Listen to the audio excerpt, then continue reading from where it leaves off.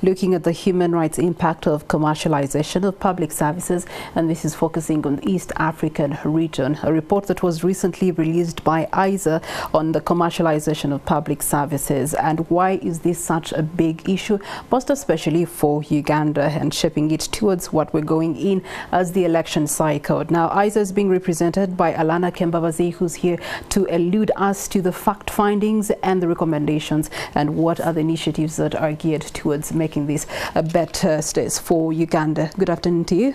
Good afternoon, and I'm glad to be here. Well, we're glad to have you. Talk to us about the report. It's been released on the commercialization of public services in East Africa. Why is this an issue in the first place?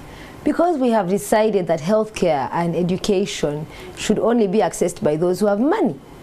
That is why we have moved to from a system that allowed us to have good public health facilities, good public schools. Many of you are products of good public schools if you're the older generation, but that alternative is no longer there for our children. The president is talking about investing in public education, but the money given is very little. The quality of the schools has often become poor. In healthcare, there are still stockouts. You people in this day and age, drug stockouts. You can talk on Zoom to someone in America, but your health facility in Kayunga or Buyikwe will have no drugs. Things that we should be able to have handled at this time. Okay. And it's not just in Uganda, it is happening in Kenya, it's happening in other areas of East Africa. And the challenge has been that amidst the underfinancing of the public health facilities, public schools, we have begun to see a rapid growth of the private sector.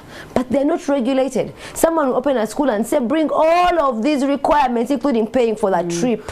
And because you don't really have viable alternatives, you're just allowed to agree. During COVID, we saw what happened, and that happened across Africa. You don't have a land title, you won't pay this money, you won't get oxygen. Okay. We won't give you health care. What are some of the recommendations that have come out with this report and the findings that you have on your fingertips? What do you recommend for East Africa? We're invest in the public health facilities, in the public schools, right? Number two, regulate the private actors. In Uganda's case, there was a court decision at the beginning of this year that told government to pass a law to regulate private providers in health, particularly around cost and around patient detention, and they gave them 2 years. Nothing has been done yet. Number three, curb your rising appetite for debt. When you go and just do things and accumulate debt, you are taking away resources that could be used to fund these public services, because right now we are spending more on servicing our debt than we spend on the healthcare, education of our people.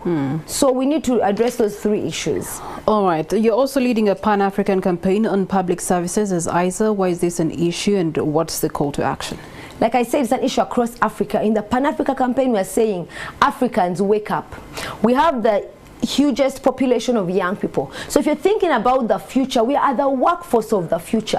But if we don't educate our children now, they will not be able to get proper jobs. If you don't invest in healthcare now, you won't have a healthy workforce. So we want Africans everywhere to begin to rise and demand. We pay taxes. You pay taxes from the moment you wake up. You put on your power, you get your water, you consume your chapati. There is a tax implication there. Why aren't our African leaders investing? So we're asking people to get up and stand. Alana Kembabazi with the Initiative for Social and Economic Rights, which is also known as ISA. They're telling you to take responsibility of your basic rights, your food, your health, your education, and your shelter, among other public services you ought to be enjoying as a citizen of any country. A major focus on the East African region.